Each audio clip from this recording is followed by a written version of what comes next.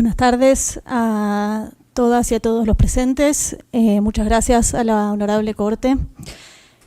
Mi nombre es Luna Miguel, soy integrante del Centro de Estudios Legales y Sociales. Mi presentación se centrará en el rol de la política fiscal, entendida como las decisiones vinculadas a la recaudación de recursos, de ingresos y al gasto público, con el objetivo de hacer efectivo el ejercicio justo y el goce del derecho al cuidado.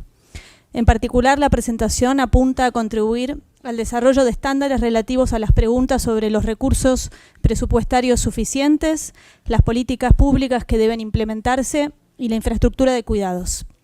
Esta exposición resume el amicus presentado junto a las organizaciones previamente mencionadas. Tanto el contenido del amicus como esta presentación toman como base a los principios de derechos humanos en la política fiscal, elaborados por la Iniciativa de Principios de Derechos Humanos en la Política Fiscal, que es integrada por algunas de las organizaciones que presentamos este amicus. Estos principios sintetizan los estándares de órganos de protección de derechos humanos en la materia y fueron referenciados por órganos del sistema interamericano. Primero me referiré a los vínculos entre los trabajos de cuidado, la economía y las desigualdades de género. Luego desarrollaré algunos ejemplos que ilustran por qué la política fiscal es una herramienta fundamental para garantizar el derecho al cuidado y reducir las brechas de género en este ámbito. Finalmente presentaré nuestras solicitudes a esta Honorable Corte. Tanto a nivel doméstico como comunitario, los trabajos de cuidado aportan al funcionamiento y al crecimiento de las economías de los países. A pesar de esto, son tareas que con frecuencia se realizan sin remuneración, no son reconocidas monetariamente ni por el mercado ni por el Estado. El trabajo de cuidado sí remunerado se realiza en la mayoría de los casos con alta informalidad laboral y con los ingresos más bajos del mercado. Sin embargo, la preparación de alimentos, la limpieza, el cuidado de niños, niñas y adolescentes son tareas esenciales que permiten a quienes trabajan fuera del hogar concentrarse en sus empleos. Además, cumplen un rol central en el desarrollo cognitivo, emocional y social de los niños, niñas y adolescentes que serán la fuerza de trabajo en el futuro. El Observatorio de Igualdad de Género de la CEPAL ha medido el aporte de la economía del cuidado al PBI en 6 países de la región, y ha revelado que aporta entre el 15 y el 23% del PBI de cada país. Además, los trabajos de cuidado remunerados y no remunerados, como ya se ha dicho aquí, recaen de manera asimétrica sobre las mujeres. De acuerdo al mismo trabajo de la CEPAL, las mujeres aportan entre aproximadamente el 70 y el 86% del valor económico total de este trabajo no remunerado. Esta injusta distribución a su vez profundiza las desigualdades de género. Al tener que sostener en paralelo labores no remuneradas en sus hogares y comunidades, las mujeres suelen enfrentarse a jornadas laborales dobles o triples. De esta manera se emplean en mayor medida en sectores más precarios en un intento por conciliar las labores de cuidado con la necesidad de generar ingresos. Esto impacta en un menor acceso a servicios de protección y previsión social, lo que contribuye a perpetuar las brechas preexistentes tanto en niveles de riqueza, ingresos, como acceso a salud, entre otras. A su vez, las labores de cuidado no remuneradas son amortiguadoras de los shocks económicos y compensan la implementación de medidas de austeridad. Los recortes de presupuesto destinados a la provisión de infraestructura, bienes y servicios sociales de cuidado ocasionan que los trabajos de cuidado se reasignen hacia los hogares o las comunidades donde las mujeres asumen la mayor parte de esta carga. El Comité DESC sostuvo efectivamente que la reducción de las prestaciones de los servicios públicos afectan desproporcionadamente a las mujeres. En este sentido, es necesario que los estados reconozcan a los trabajos de cuidado en sus cuentas públicas, los valoren como un bien público e implementen políticas públicas específicamente destinadas a redistribuir su carga de manera más equitativa y más justa.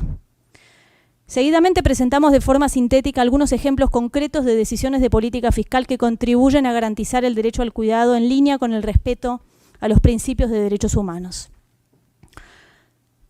Como ya se ha dicho previamente en esta audiencia, no es posible garantizar el derecho al cuidado sin asignación de recursos públicos específicos y en este sentido esta Honorable Corte puede cumplir un rol fundamental en delinear esta obligación.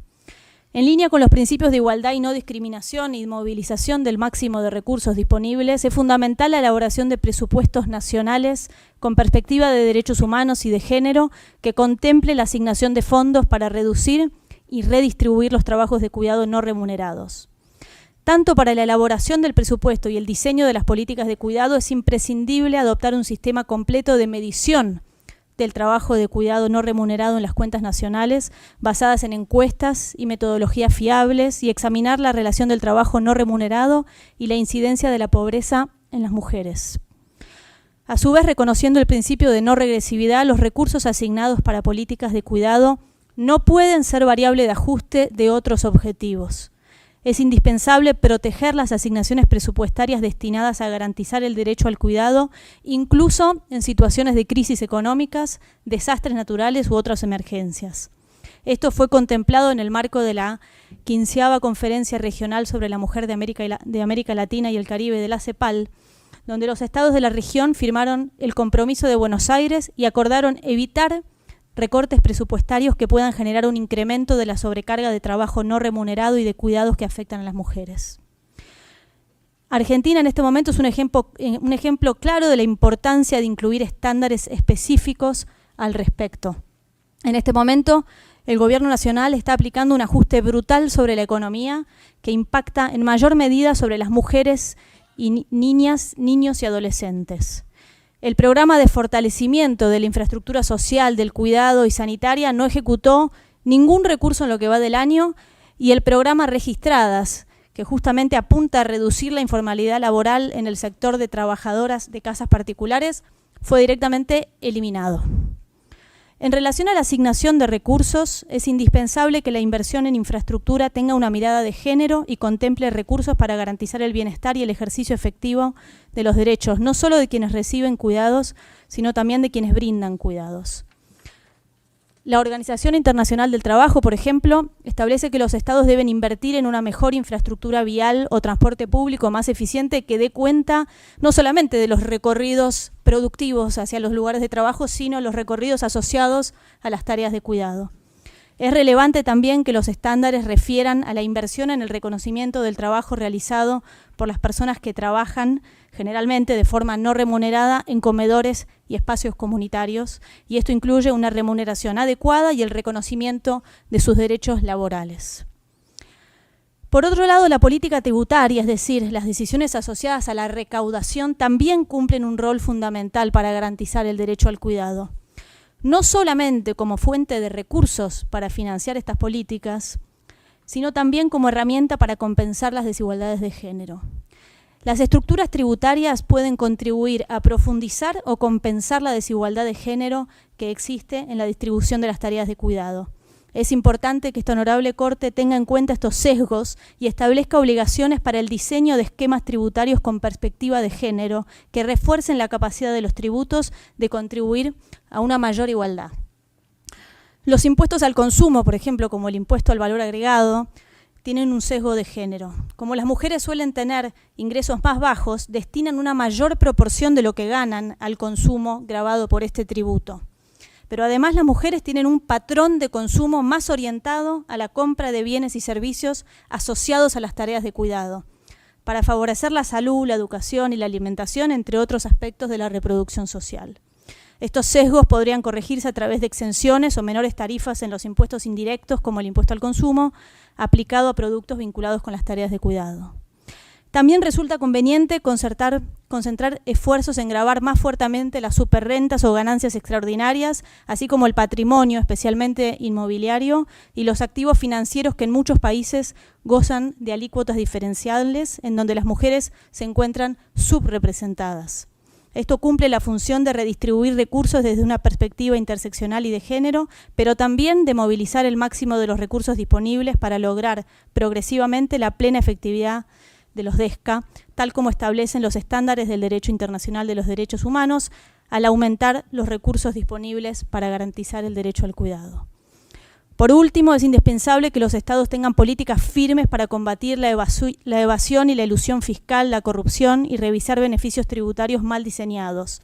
No hacerlo no solo se contrapone a la movilización del máximo de los recursos disponibles para asegurar el derecho al cuidado, sino que atenta también contra la igualdad de género al favorecer mayormente y en general a sectores en los que las mujeres se encuentran subrepresentadas. Por todo lo anterior, solicitamos a este honorable Corte que al momento de emitir su opinión consultiva detalle el contenido de la obligación de los estados de asignar los recursos presupuestarios necesarios para garantizar el derecho al cuidado, tomando en cuenta las dimensiones que expuse sobre la afectación particular en mujeres en las tareas de cuidado. Establezca estándares para el diseño e implementación de una política fiscal adecuada para garantizar el derecho al cuidado y el funcionamiento de sistemas integrales de cuidado. Estos deberían incluir, pero no limitarse a: realizar los esfuerzos necesarios para medir la contribución que los trabajos de cuidado realizan en la economía y reconocer su contribución en las cuentas nacionales. Esto incluye, por ejemplo, la elaboración de encuestas de uso del tiempo desglosadas por género. Aprobar regulaciones normativas que garanticen que las políticas de cuidado se encuentren protegidas mediante cláusulas de asignación equitativa e intangible de los fondos y prestaciones sociales para asegurar que se mantengan incluso en situaciones adversas. Financiar adecuadamente servicios, infraestructuras, tecnologías y políticas que permitan la reducción y redistribución de los trabajos de cuidado no remunerados. Establecer un sistema tributario con capacidad redistributiva real que aumente progresivamente los ingresos de los hogares más pobres. Reitere la obligación de los estados de adopción, cuando corresponda, de medidas especiales temporales para garantizar la igualdad de género.